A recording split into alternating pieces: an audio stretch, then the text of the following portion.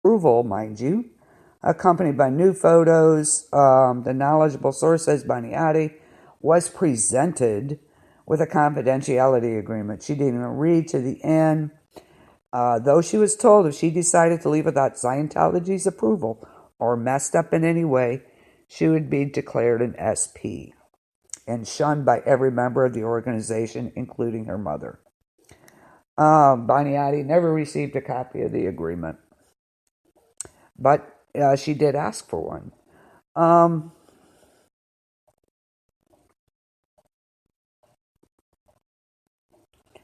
Claire Headley says she had been assigned by Shelley Miscavige to buy $5,000 worth of new suits and shoes for Will Hare, who would temporarily trade his Sea Org nylon pants for designer clothes to fly first class with Baniati to New York. There was a lot going on there.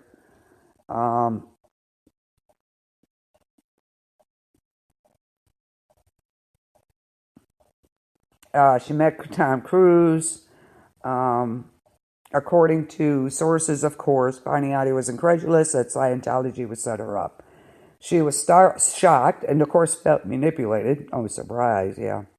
But she was also flattered Tom Cruise would have wanted to know so much about her and shown up to meet her. Really?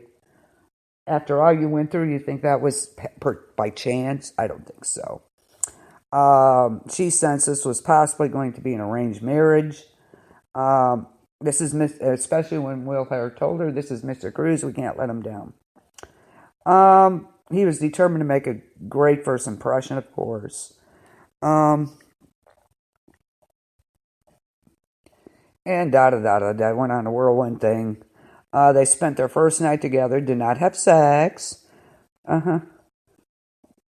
And of course, Cruise is supposed to have told her, "I've never felt this way before," which of course he probably told everybody, and this was at Trump Tower. They rented the entire floor. Oh my God. The next day, Baniati went to the set of War of the Worlds, where Cruise paraded her around and kissed her in front of 200 extras. Wasn't that nice? She had another confidentiality agreement to sign. This one specifically about Tom Cruise. When she balked, Davis told her she did everything to harm Cruise she would have him to deal with. But she never got a copy of that one either, of course. Through November, December, they were practically inseparable. She was soon head over heels in love. Right. He even complained she was not sufficiently demonstrative in public. Please. Cruise overwhelmed her with the intensity of his affection, yada, yada. And liked it to be on public display. He didn't like it. She wasn't demonstrative. "I get more love from an extra than I get from you." Yeah. The rest of the time, they were surrounded by the entourage.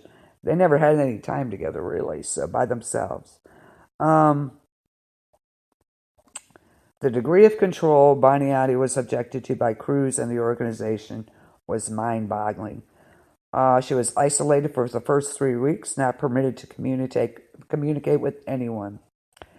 Despite the fact her parents were worried, she was allowed to tell them only what she was told, never that she was with Cruise. Her father, who is not a Scientologist, lives in London. If Cruise found fault with anything she said or did, he immediately tattletaled to Tommy Davis or a member of the staff, and she would then be audited about it. Oh my God. This process started with the first words she ever spoke to him. "Very well done," about his receiving Scientology's Freedom Medal of Valor, whatever. Of course, that was not sufficiently doting. Ooh. She spent 2 or 3 hours of her day purging herself of negative thoughts about Tom. Oh my God, I'd have wanted to kill somebody by then. Cruise's hairstylist, Chris McMillan, was brought in to work on her hair.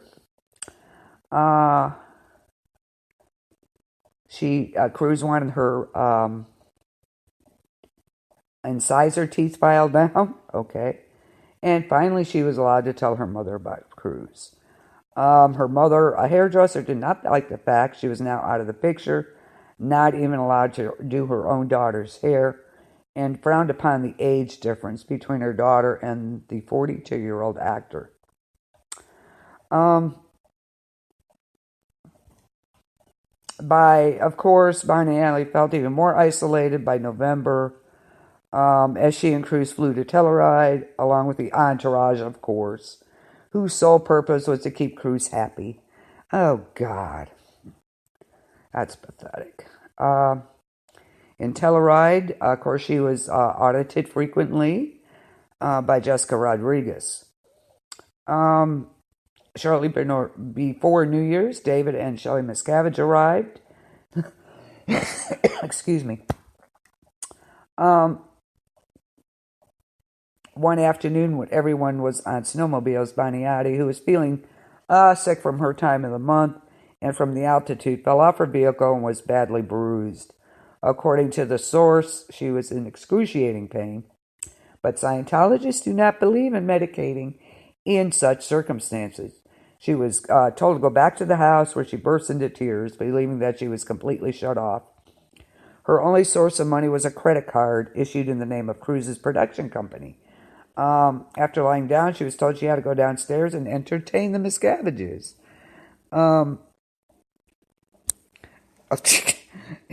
Audited like every hour of every day.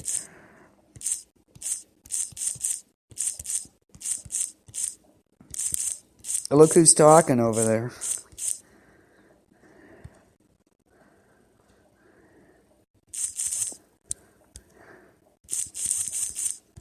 Yeah, look who's talking, Chris.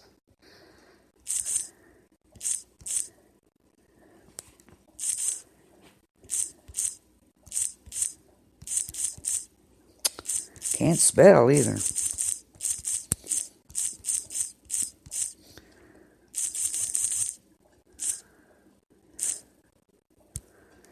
The freaks would be in there forever, every hour of every day.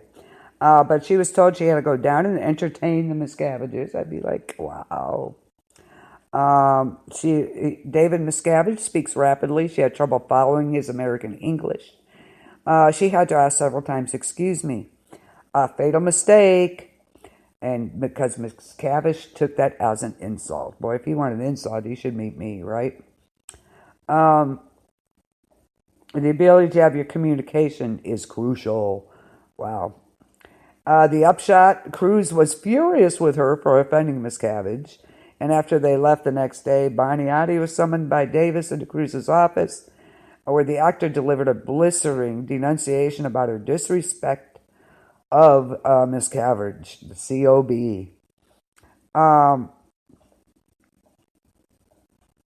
Things were never the same after that. She flew back with the staff the next day to L.A., and, of course, moved into Cruz's house. But did she spend her time?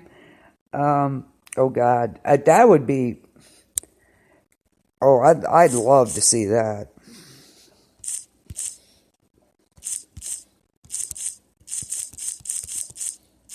I'd love to see the freaks deal with them.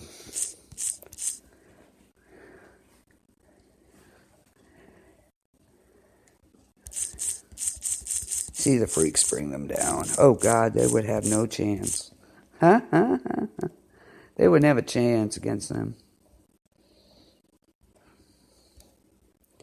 That would be great. When Cruz, she moved in, but she spent her time confessing her transgression all the time. Good Lord. When Cruz arrived, he was withdrawn and barely acknowledged her. Oh, moody are we. During the third week of January, she was asked to pack a bag and move into Celebrity Center. She demanded to know why, and they said Thomas Davis admitted he wants someone who has her own power, like Nicole. And the special project was never acknowledged to Baniati by Cruz, according to Inside. The closest anyone came to explaining what went wrong was when Greg Willier allegedly told her, "Naz, you can lead a horse to water, but you can't make him drink." Okay. When she asked why Tom would not break up with her himself, she was told he was not to be disturbed. I'd have went in there and smacked the crap out of him is what I'd have done to begin with. She was then packed off to Scientology's Mecca in Clearwater, Florida, where, of course, thanks to the generosity of Cruz, she could get counseling and atone for her errors. Stick that up your butt, okay? She was strictly forbidden to mention her relationship with Cruz to everyone, and she spent much of her time crying. She was devastated. Her entire previous life had been stripped from her, stripped away. One night, the source says Boniati ran into Cruz, who had come with his children to Clearwater for auditing. She didn't see him at first in the dark, but he invited her to sit down in a public area. According, Cruz officer heard a piece of gum and said, "How are you?" And Boniati had been taught in her counseling that if someone is constantly upset after she did something wrong, it's because she was doing something wrong. No. She was also aware that anything she said would come out the next day in auditing. Well, you see, it is what it is. Good for you. Bella and Connor approached her and asked when she was coming back to the house. Yeah, I don't think so. Yeah, watch me. I'd have smacked the crap out of him. I don't care whether they liked it or they would not. Like, nope. The friend wrote up a 10-page knowledge report on her. She broke down. See, Boniati broke down and told an inquiring friend why she was weeping all the time. So she was reported by her. Go figure. Man, I'd be kicking some butt around there. Her punishment was to scrub toilets with a toothbrush on her hands and knees, clean bathroom tiles with acid, and dig ditches. She was also harangued for hours and made to confess what a horrible human being she was. After that, she was sent out to hawk L. Ron Hubbard's Dianetics books on street corners, a job she continued to do when she was finally allowed to return to L.A. Mark Headley says, Tom actually never broke up with her. He never spoke to her. Great. The whole time Cruz and her were together, according to Headley, the film people never stopped cranking out new audition tapes. Okay, boom, next one. Okay, boom. She gets kicked to the curb. A few months later, he's madly in love with Katie, jumping on couches. Yeah. I know, Chris. I know.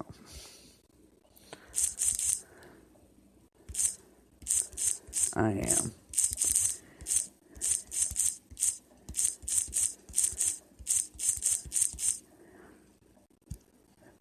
Wave that freak flag, right? Yeah. A couple months later, he's madly in love with Katie.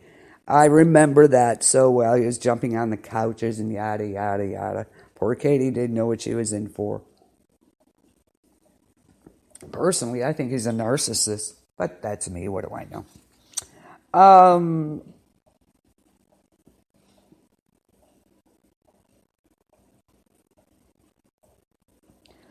Okay, John Brousseau, who is known also as JB, spent 32 of his 54 years inside Scientology. He left in 2010. He was not only David Miscavige's brother-in-law for 16 years, but also his bodyguard. He was an internal security officer. JB put bars on the doors and windows of the hole at the Gold Base, where Sea Org members who fell out of favor were kept virtual prisoners, sometimes for years, often for minor infractions. JB says Miscavige had to find fault or else he wasn't the perfect one. Oh, narcissistic. Are we? Just a tad? JB's principal job was to act as the artistic technical wizard and customizer behind Tom Cruise's ostentatious toys, yes. His specially wired trailer, his fully fitted Ford Exposition SUV. Oh, that explains it. He has a Ford. That'll do it every time. That'd be like, oh, nope, he's got a Ford, sorry. And his many motorcycles, his private airplane hangar, etc. Brousseau also cleaned guns for Cruz when he was learning to skeet shoot, and he oversaw the meticulous maintenance of Cruz's houses in Beverly Hills and Telluride. offer $50 a week and room and board for a Sea Org member. They didn't want them to make money enough to